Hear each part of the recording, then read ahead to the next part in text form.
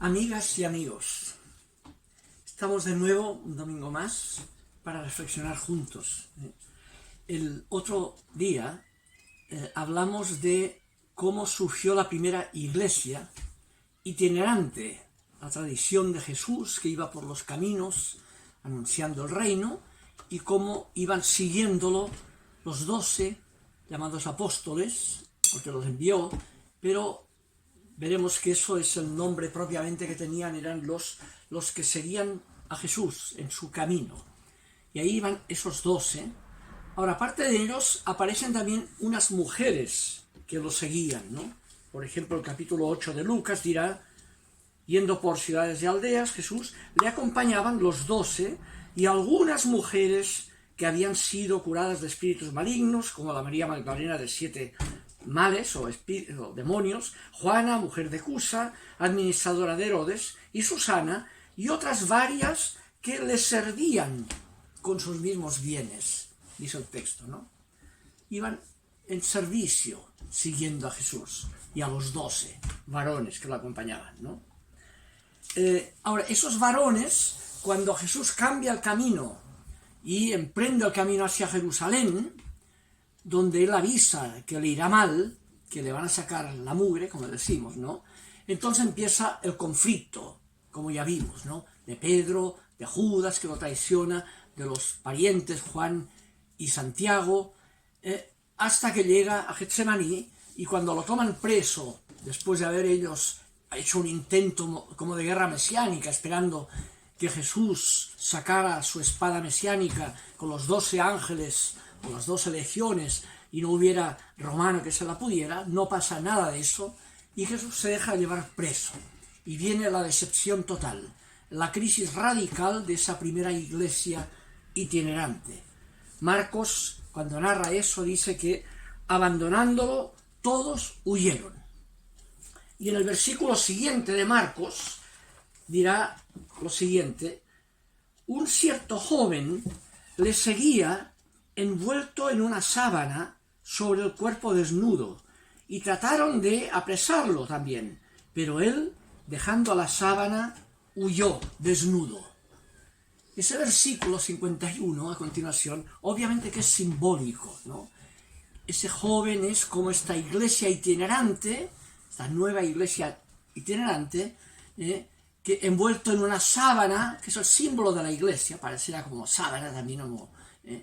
Y entonces le quitan la sábana y se manda a cambiar desnudo, ¿ya? Es una sábana que reaparece después con José de Arimatea, cuando envuelve el cuerpo desnudo de Jesús con una sábana y entierra a Jesús con esa sábana. De esa manera, esa iglesia apostólica primera, itinerante, es enterrada junto con Jesús. Es esa sábana que envuelve a Jesús y que se desprendió de la primera comunidad apostólica con la crisis. Lo abandonaron todos, ya se fueron.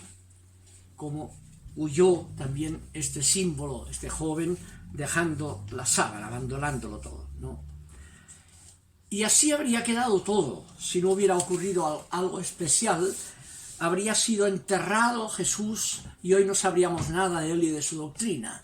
¿A quién en el mundo judío podía interesar lo que había dicho y hecho un crucificado maldito de Dios? Y por eso lo abandonan, ¿no? Ahora, ocurre algo que el Evangelio de Juan lo sintetiza cuando expresa la muerte de Jesús con las palabras que entregó el Espíritu. No dice entregó su Espíritu, entregó el Espíritu. Es el Espíritu Santo, el mismo Espíritu que animaba a Jesús, el que es entregado a la comunidad, a la iglesia. Y gracias a ese Espíritu entregado por Jesús es que nace la nueva iglesia, lo que propiamente es la iglesia apostólica.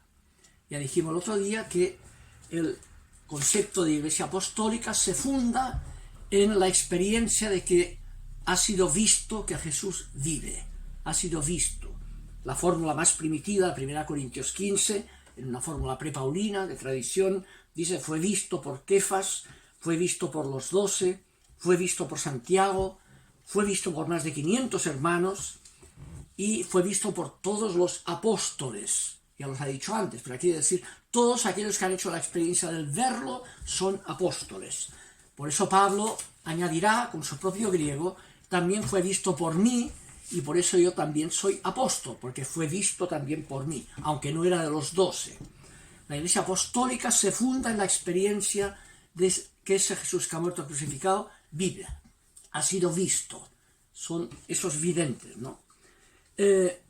Ahora, de esto que aparece en la fórmula de los que lo vieron, Pedro, Kefas, los 12 apóstoles, Pablo al final, hay dos instancias que fueron los primeros que hicieron la experiencia y no aparecen en la fórmula, que es por un lado el centurión romano. Marcos, en un texto notable, dice que una vez Jesús hubo muerto, ¿ya?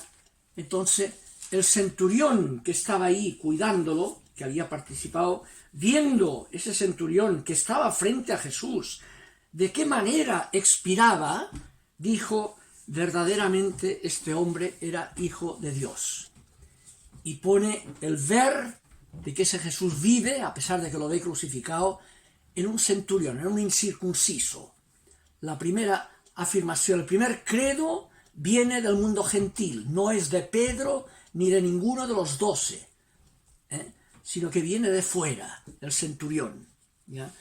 Ese centurión, el papel del centurión como símbolo casi del de fuera, del gentil, el de fuera, del incircunciso, remite también a otros dos centuriones, uno en la tradición de Marcos, ¿no?, que es el centurión, aquel que va a pedirle que vaya a curar a su niña, y entonces Jesús dice, iré, y el centurión dice, yo no soy digno, ese centurión, creyente, siendo centurión. Y el otro es el que aparece en el libro de los Hechos de los Apóstoles, cuando Pedro va a la casa del centurión Cornelio también.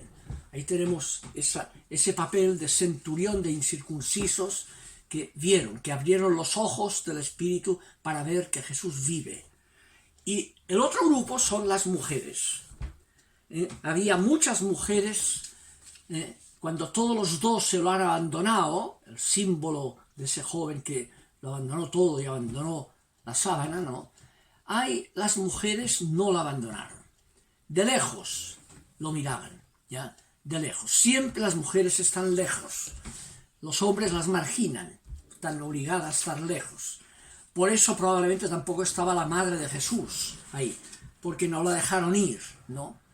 Se quedó en Galilea, no estaba en Jerusalén, ¿no?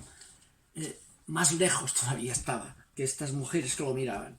Y esas mismas mujeres, después vienen todos los relatos que cuando ha pasado el reposo sabático, van al sepulcro y ahí salen María Magdalena, María madre de Cleofás, María la Salomé, van al sepulcro y ahí tienen la experiencia de que ese Jesús muerto, crucificado, vive. El anuncio del ángel. Es el anuncio, obviamente, ángel significa el que anuncia. Es el querigma anunciado por el ángel. Y Marco termina que una vez ha hecho esa experiencia de que ese Jesús vive, ellas, las mujeres, ¿ya?, esas mujeres se fueron y no lo dijeron a nadie porque tenían miedo, dice Marcos, y así termina el Evangelio de Marcos. Mateo lo elabora más y Mateo dice que cuando las mujeres se fueron, les salió al encuentro el mismo Jesús y hace la experiencia directa del Jesús, según Mateo, completando a Marcos que dice que no lo dijeron a nadie. Y ahí viene el tema de los varones, de los 12. Los 12, tanto en Lucas como en Juan, cuando las mujeres les dicen, ellos tienen que ir a verificar a ver si es verdad. Y tienen que ir, el tema de los discípulos de Maús de Lucas, cuentan los discípulos, algunas mujeres de las nuestras nos han dicho que lo han visto, pero fueron los varones nuestros y a él no lo vieron. Y por tanto no son confiables por el hecho de ser las mujeres, ¿no? Y el Evangelio de Juan pondrá el tema con María Magdalena, que es la que hace la experiencia, la primera apóstol es María Magdalena, la que fue vista, y es mandada a anunciarlo a los discípulos, y ahí van Pedro y Juan a la tumba a verificar. Los hombres tienen que verificar. Ahí Pedro no dice, Juan, que creyera, de Juan, el apóstol Juan dice el Evangelio, que él vio y creyó, ¿ya? Y luego hay la figura de Tomás, en el mismo Evangelio de Juan, que marca también casi lo que antes es el papel de los 12. Si no lo veo, no lo creo. Si no lo verifico yo, no vale el anuncio que viene de las mujeres. Y aquí viene la lectura fuerte, ¿no? La lectura fuerte es esa, ¿no? La primera iglesia apostólica es femenina. La iglesia es mujer, digámoslo así. La primera iglesia es femenina. Ella es la primera experiencia que Jesús vive, la hicieron esas mujeres, que las tenían alejadas, no eran segunda. Y en Galilea eran para servir, ya eran para servir, no eran de los 12 importantes que aspiraban a poder. Y hay peleas de quién será el más grande de todos ellos, ¿no? Ese es el tema, las mujeres, ¿no? Y es la tarea pendiente. La iglesia después quedó constituida de nuevo por una iglesia apostólica de los 12, que lo han visto gracias al anuncio primero de las mujeres, sin que las mujeres entren ni en el primer querigma. Esta fue visto por Kefas, por los 12, por todos, fue visto por mí de Pablo, fue visto por más de 500 hermanos, no dice hermanas, solo masculinos. ¿Y dónde están las mujeres que fueron las primeras apóstoles, ¿no? Eso es lo que hay que recuperar en la eclesiología, que hoy día es la tarea quizá principal pendiente. De esto iremos hablando a continuación sobre el concepto de la Iglesia apostólica.